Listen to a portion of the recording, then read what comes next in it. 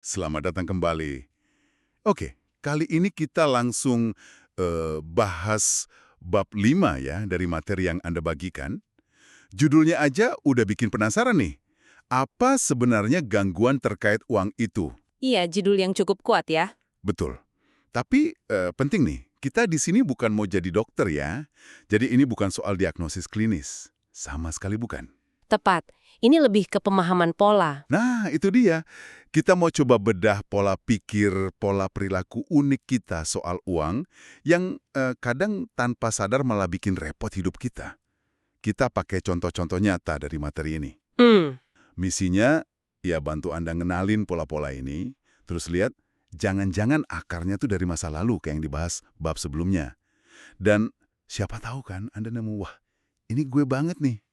Siap ya kita bongkar bareng? siap. Dan soal istilah gangguan itu, memang perlu kita luruskan dulu ya. Ini bukan label medis. Bukan berarti kalau Anda merasa ada pola ini, terus Anda sakit jiwa gitu. Bukan. Oke, oke. Penting itu. Ini lebih ke arah pola perilaku yang gimana ya, cenderung nggak berfungsi baik. Atau malah merugikan diri sendiri gitu. Self-defeating dalam jangka panjang. Nah, materi Anda ini bagusnya membagi jadi 3 kelompok besar biar lebih gampang dicerna. Apa aja tuh? Ada penghindaran uang atau money avoidance, terus kebalikannya pemujaan uang, money worshipping, dan yang terakhir ini yang sering rumit, gangguan uang relasional, yang kaitannya sama hubungan. Oke, 3 ya. Penghindaran, pemujaan, sama relasional. Kita mulai dari yang pertama deh, penghindaran uang. Ini kok kedengarannya aneh ya? Kita kan semua butuh uang, kok malah ada pola yang intinya lari dari uang, nggak mau ngurusin gitu. Pertanyaan bagus. Justru itu masalahnya, karena uang penting, menghindarinya itu bisa jadi problem besar. Salah satu bentuknya nih yang dibahas di sini itu namanya penyangkalan finansial, financial denial. Penyangkalan finansial, gimana tuh maksudnya? Ini bukan sekedar, ntar aja deh bayar tagihannya, bukan. Ini lebih ke kecenderungan serius buat mengecilkan masalah keuangan. Atau bahkan pura-pura nggak ada masalah sama sekali. Kayak nutup mata gitu. Wah, Seringkali ini akarnya dari kebingungan, atau mungkin pesan-pesan yang campur aduk kontradiktif gitu soal uang pas kita kecil. Kalau dari kecil kita nggak pernah diajarin, atau nggak lihat contoh yang jelas soal ngelola uang, ya menyangkal itu bisa jadi kayak benteng pertahanan gitu. Kayak ceritanya si Harris ya, di materi ini, dia kan bingung tuh lihat orang tuanya kadang panik banget soal uang, tapi tiba-tiba bisa boros juga. Nggak konsisten kan? Betul, bikin bingung anak itu. Akhirnya, dia milih buat, yaudah deh, mati rasa aja soal uang. Hindari topik itu sama sekali. Hasilnya, ya pas dewasa kebiasaan finansialnya jadi buruk karena dia nggak pernah belajar ngadepin realita keuangannya sendiri. Persis. Mungkin banyak dari kita juga pernah ngerasa lebih aman gitu ya, ngelihat tumpukan tagihan atau saldo rekening yang tipis tuh, udahlah abaikan aja, daripada diliatin langsung bikin stres. Nah, materi ini nunjukin gimana rasa aman semu itu bisa jadi pola penyangkalan yang bahaya juga. Iya, itu jebakan. Pola kedua nih, masih di kelompok penghindaran, namanya penolakan finansial, financial rejection.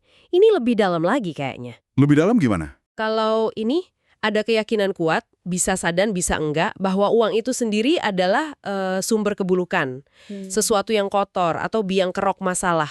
Akibatnya orang bisa merasa bersalah banget kalau punya uang. Atau merasa, wah saya nggak pantas nih jadi kaya. Wah, ini menarik. Contohnya di sini kan macam-macam banget ya. Ada si Neil itu yang dididik kalau kerja keras itu mulia, tapi uang itu akar kejahatan. Keyakinan klasik ya. Jadi tiap kali dia sukses, dapat uang banyak, malah ngerasa bersalah. Kayak berbuat dosa gitu. Aneh kan? Terus ada Kristen, ini ekstrem banget sih.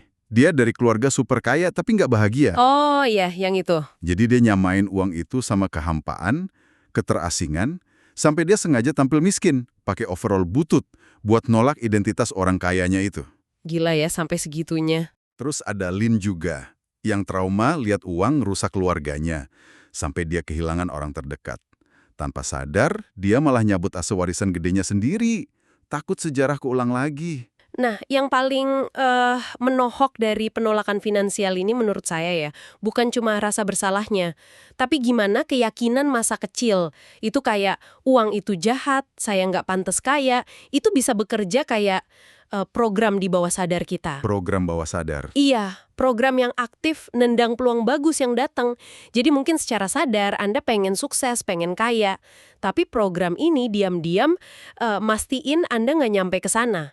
Ini kayak sabotase diri yang halus banget tapi kuat. Wah, ini kayak punya musuh dalam selimut di pikiran sendiri ya jadinya. Bisa dibilang gitu. Nah, yang ketiga nih, masih soal penghindaran uang. Penghindaran risiko berlebihan. Excessive risk aversion. Takut risiko berlebihan. Iya, tapi ini beda ya sama sekedar hati-hati atau konservatif dalam investasi, itu kan wajar. Kalau ini tuh ketakutan yang irasional terhadap resiko finansial sekecil apapun. Sekecil apapun. Contohnya? Sampai-sampai naruh uang di deposito bank yang udah dijamin pemerintah aja bisa terasa mengerikan banget buat mereka. Serius? Kan aman banget itu. Iya, buat mereka tetap aja menakutkan. Kayak ceritanya Gwen di materi ini kan, pengalaman masa kecilnya denger diskusi bisnis orang tuanya yang kayaknya banyak potensi masalah hukum gitu. Ah iya. Itu bikin dia jadi pribadi yang super patuh aturan, tapi juga lumpuh sama rasa takut ambil resiko. Akibatnya ya banyak peluang bagus, bahkan yang resikonya jelas terukur, dilewatin gitu aja. Jadi ironis ya, takut kehilangan receh malah bisa bikin kehilangan potensi untung besar. Materi ini benar-benar ngajak kita nanya nih, jangan-jangan selama ini kita terlalu main aman? Bisa jadi, bisa jadi. Jadi ketiga pola tadi, penyangkalan, penolakan, sama takut resiko berlebihan itu intinya sama. Lari dari uang. Tapi gayanya beda-beda. Ada yang pura-pura nggak lihat, ada yang benci uangnya, ada yang takut setengah mati sama resikonya. Oke, jelas tuh yang penghindaran uang. Sekarang kita lihat pendulumnya nih, yang ngayun ke arah sebaliknya. Kategori kedua, pemujaan uang, money worshipping disorders. Nah, kalau ini, uang bukan dihindari, malah didewakan ya, dianggap kunci segalanya. Bahagia, kuasa, harga diri. Betul sekali. Sisi ekstrim yang lain. Salah satu polanya, ini agak unik mungkin, penimbunan kompulsif. Compulsive hoarding. Hoarding, nimbun barang itu. Iya, nimbun barang. Tapi ini bukan sekedar hobi, koleksi, atau nyimpen barang kenangan ya. Ini tentang ngumpulin barang secara berlebihan. Bisa uang tunai, bisa juga benda-benda lain sampai numpuk parah. Sebagai cara buat nyari rasa aman. Atau buat ngerdain cemas. Jadi bukan soal belanjanya ya. Tapi soal tumpukannya. Tepat. Fokusnya bukan di aksi membeli, tapi di tumpukan itu sendiri. Dan ada keterikatan emosional yang kuat banget sama barang-barang itu. Susah buat dibuang. Contoh paling ekstrim yang sering disebutkan Collier bersaudara itu ya, yang nimbun sampah bertonton sampai akhirnya mereka kejebak dan meninggal di dalamnya. Ngeri banget. Iya, itu contoh ekstrim yang tragis. Tapi ada juga contoh yang lebih relatable mungkin ya. Kayak si Bridget di materi ini. Dia waktu kecil punya kebiasaan nyembunyiin uang receh. Kenapa tuh? Karena trauma ditinggal ibunya. Jadi dia merasa nggak aman. Menyimpan uang receh itu caranya dia merasa aman. Atau contoh lain, Louis, yang hobi ngoleksi barang bekas secara berlebihan. Oh iya, yang itu. Ternyata itu caranya dia merasa terhubung sama orang tuanya yang juga kolektor. Sekaligus jadi mekanisme coping stres dia, niru ayahnya yang nimbun barang karena trauma perang. Kompleks juga ya dibaliknya. Iya. Nah, ini jadi memunculkan pertanyaan reflektif kan?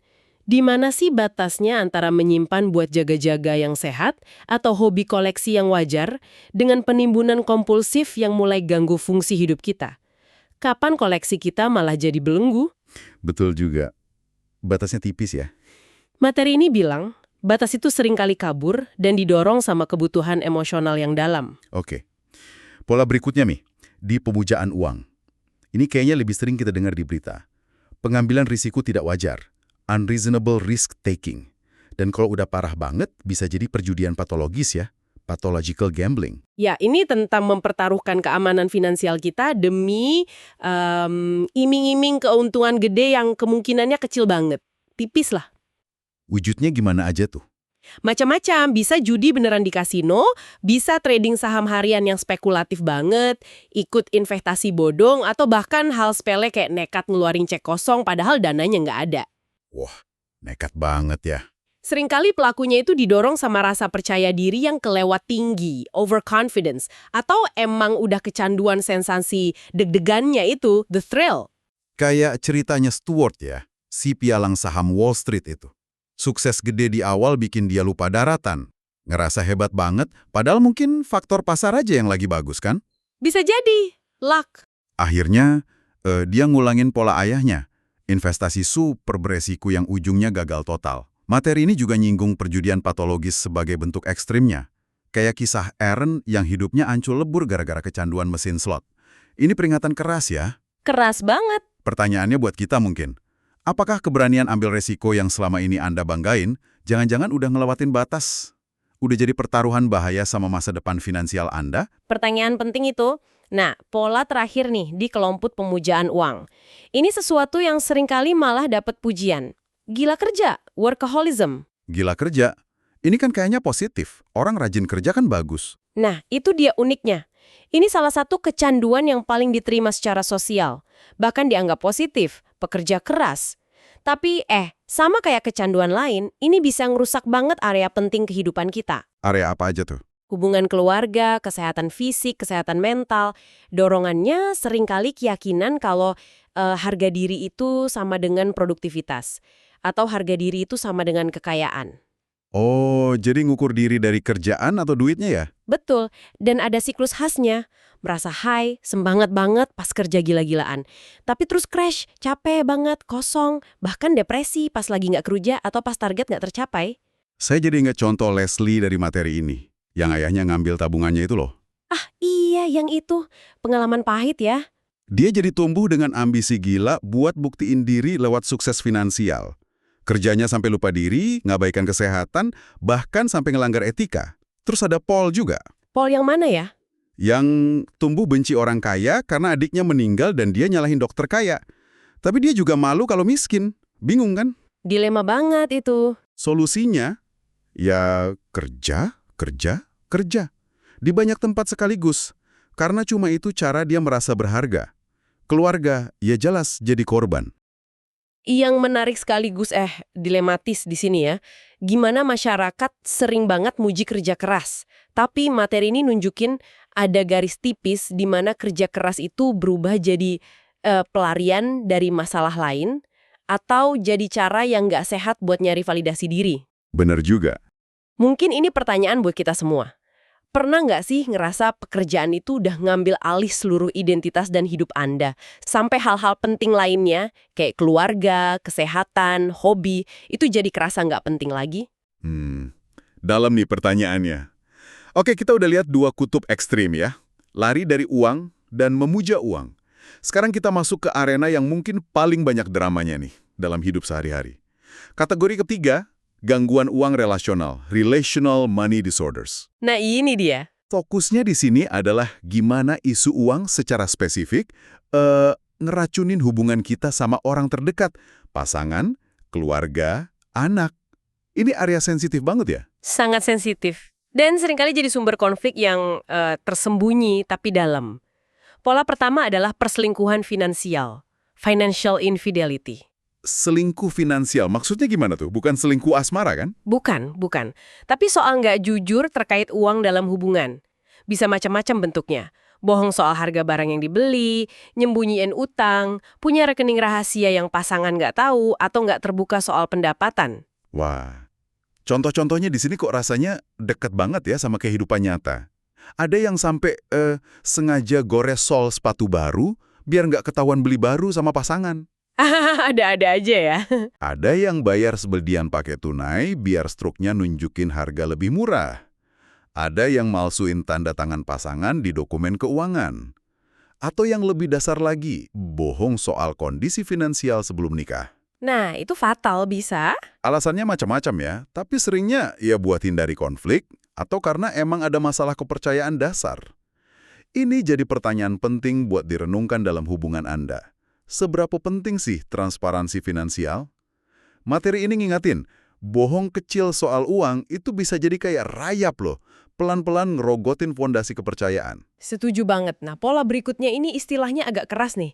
Incest finansial, financial incest. Waduh, Incest serem amat. Maksudnya gimana nih? Tenang, tenang. Penting banget digarisbawahi, ini bukan incest dalam arti harfiah ya, bukan pelecehan seksual. Ini metafora. Istilah ini dipakai untuk situasi di mana orang tua itu melanggar batasan yang sehat dengan ngelibatin anak secara nggak pantas dalam urusan keuangan orang dewasa atau masalah emosional orang dewasa yang terkait uang. Oke. Melibatkan anak secara nggak pantas. Bentuknya gimana tuh? Materi ini ngasih gambaran jelas. Misalnya ibu yang marah banget pas anaknya nanya soal gaji ayah. Akibatnya, anak jadi belajar kalau, uang itu topik tabu, rahasia, nggak boleh dibahas. Itu kasus Carol. Atau ibu yang malah berkomplot sama anaknya buat nyembunyiin pembelian mahal dari ayah. Itu kasus Kristen. Atau anak yang dijadiin kayak kurir pesan marah-marahan soal tunjangan antara orang tua yang lagi cerai. Itu kasus Colin. Anak jadi dipaksa masuk ke ranah orang dewasa sebelum waktunya. Kasian banget anaknya ya. Dampaknya bisa ngerusak banget. Anak jadi bingung, cemas, atau malah ngerasa bertanggung jawab atas masalah orang dewasa. Mereka bisa ngembangin pandangan yang nggak sehat soal uang dan hubungan nantinya. Materi ini benar-benar nyorot betapa pentingnya ngejaga batasan antara urusan finansial orang dewasa dan dunia anak-anak. Penting banget itu. Nah, selanjutnya nih, ada pembolehan finansial, financial enabling. Ini kok kedengarannya kayak membantu ya? Enabling kan memampukan? Nah, itu dia ironinya. Kedengarannya positif, membantu. Tapi justru sebaliknya. Ini tentang pakai uang buat nolong orang lain, biasanya anak yang udah dewasa, pasangan atau teman, tapi dengan cara yang malah ngelumpuhin kemandirian mereka. Bikin mereka nggak mandiri-mandiri. Jadi kayak bantuan yang salah arah gitu ya? Bisa dibilang gitu, motifnya bisa macam-macam. Mungkin orang tua ngerasa bersalah, mungkin ada keinginan terselubung buat tetap ngontrol hidup anaknya, atau mungkin keyakinan keliru kalau ngasih uang itu satu-satunya cara nunjukin cinta. Ironisnya lagi, si penolong ini seringkali ngerasa dibutuhin dan penting, dengan terus-terusan nyelamatin orang lain secara finansial. Padahal sebenarnya dia lagi ngehambat pertumbuhan orang itu. Contohnya kayak si Louis itu ya, yang ngerasa wajib nyubsidi gaya hidup mewah anak-anaknya yang udah dewasa, sampai dana pensiun dia sendiri kekuras. Iya, kasihan ya. Atau Carol, yang ngerasa berharga karena terus nyeponsorin teman-teman senimannya. Jadi kayak ATM berjalan buat mereka. Ada analogi bagus tuh dari Russell di materi ini. Orang yang terus-terusan ditolong secara finansial, itu ibarat jangkar berat. Niat baik si penolong ngasih rakit penyelamat, malah bisa bikin dua-duanya tenggelam bareng. Metafora yang kuat ya. Ini jadi pertanyaan tajam dari materi ini. Kapan sih niat baik Anda buat ngebantu itu justru berubah jadi penghalang buat kemandirian orang yang Anda sayang? Pertanyaan buat refleksi kita semua itu. Dan pola terakhir nih, di kategori relasional ini, ketergantungan finansial, financial dependency. Ketergantungan finansial? Ini kondisi di mana seseorang nyerahin seluruh tanggung jawab dan keamanan finansialnya ke orang lain, dan cenderung menghindari pengetahuan atau keterlibatan dalam urusan keuangan pribadi. Malas belajar atau nggak mau tahu gitu. Oh, jadi pasrah aja gitu ya? Iya, seringkali ini terkait sama fantasi pangeran tampan yang bakal nyelamatin, atau peran gender tradisional di mana satu pihak diharapin ngurusin semuanya, biasanya laki-laki. Materi ini penuh contoh nyata ya. Ada Molly yang dari kecil percaya banget laki-laki bakal selalu ngurusin dia. Sampai ayahnya meninggal mendadak tanpa warisan apa-apa, dunianya langsung runtuh. Rapuh banget jadinya ya. Ada Martha yang pasrah aja, suami pertamanya ngelola semua uang. Sampai mereka bangkrut. Pas nikah lagi, polanya diulang persis sama suami kedua. Nggak belajar dari pengalaman. Waduh. Ada Phyllis yang karena dimanja dari kecil, dia nyamain uang sama cinta. Jadi dia ngerasa harus terus ngehujani orang lain pakai hadiah, meskipun dia sendiri sebenarnya nggak mampu. Ngasih terus padahal bokeh ya. Terus Catherine, ayahnya super cemas soal uang, tapi neneknya kayak sumber dana tak terbatas. Dia jadi belajar kalau solusinya ya bergantung aja sama orang lain. Nah, secara halus, materi ini kayaknya lagi menggugat rasa nyaman dalam ketergantungan finansial itu. Betapa rapuhnya posisi Anda kalau nyerahin kendali penuh keuangan ke orang lain, tanpa punya pemahaman atau rencana cadangan sendiri. Bener juga sih. Hidup kan nggak pasti ya? Hidup itu penuh kejutan. Dan bergantung sepenuhnya sama satu sumber itu bisa jadi sangat berisiko. Nah, penting banget buat kita ingat lagi nih, ketiga kategori besar tadi, penghindaran, pemujaan, dan relasional, terus pola-pola di dalamnya, ini tuh bukan kotak-kotak kaku yang saklek ya. Oh, jadi nggak harus satu aja gitu ya? Betul, seperti yang ditekankan juga di materi Anda, orang itu seringkali nunjukin campuran ciri dari beberapa pola sekaligus. Jadi ini bukan buat ngasih label ke diri Anda atau orang lain, oh kamu hoarder, oh kamu financial denial, bukan gitu. Oke, jadi lebih kayak alat bantu ya? Tepat. Lebih sebagai kacamata alat bantu buat memahami dinamika rumit antara kita dan uang. Oke, paham. Dan kalau kita tarik benang merahnya nih, semua pola ini, kayak yang dijelasin di materi Anda, seringkali akarnya sama ya, yaitu Manuscripts? manuscripts, betul. Keyakinan bawah sadar kita soal uang yang kebentuk sejak kecil. Dan satu lagi, unfinished business. Urusan emosional masa lalu yang belum kelar. Iya, luka atau urusan emosional masa lalu yang belum tuntas, yang tanpa sadar terus ngaruh ke perilaku kita hari ini sama uang. Jadi, apa artinya semua ini buat Anda yang dengerin? Ya simpel sih sebenarnya. Ngenalin pola-pola ini dalam diri sendiri itu langkah pertama yang fundamental banget, yang membuka pintu buat perubahan. Nih pola-pola ini, seperti yang diurai dengan bagus banget di sumber Anda ini, kita jadi punya kesempatan buat mempertanyakan asumsi lama kita, membongkar apa sih pendorong di baliknya, dan akhirnya, ini yang paling penting, milih respons yang beda. Respon yang lebih sehat, lebih membangun buat masa depan finansial dan emosional kita. Luar biasa, rasanya kita udah cukup dalam ya membedah bab 5 dari materi yang Anda sediakan ini. Kita udah lihat macam-macam wajah gangguan uang. Dari yang lari tunggang langgang, yang memujanya setengah mati, sampai yang bikin uang jadi medan perang dalam hubungan. Jelas banget kelihatan, akarnya seringkali ngumpet di pengalaman masa lalu dan keyakinan yang kita serap tanpa sadar. Ya, seringkali nggak kita sadari. Nah, mungkin sebagai penutup nih, ada satu pertanyaan reflektif yang bisa Anda bawa pulang dari obrolan kita berdasarkan materi Anda ini. Apa tuh? Dari semua pola yang udah kita diskusikan tadi, ada nggak sih satu atau dua pola yang rasanya paling klik? Paling, kok ini gue banget ya? Atau paling beresonansi lah sama pengalaman Anda? Pertanyaan bagus tuh. Dan kalau ada, langkah kecil apa kira-kira yang menurut Anda paling mendesak buat mulai Anda eksplorasi lebih lanjut? Entah itu terkait hubungan Anda sama uang secara pribadi atau mungkin sama masa lalu Anda. Langkah kecil apa ya? Oke, menarik buat dipikirin. Oh iya, sekedar info tambahan aja nih. Materi Anda, buku Mind Over Money itu juga nyebutin loh, kalau mereka nyediain tes diagnostik gratis soal pola-pola uang itu. Oh iya, di mana tuh?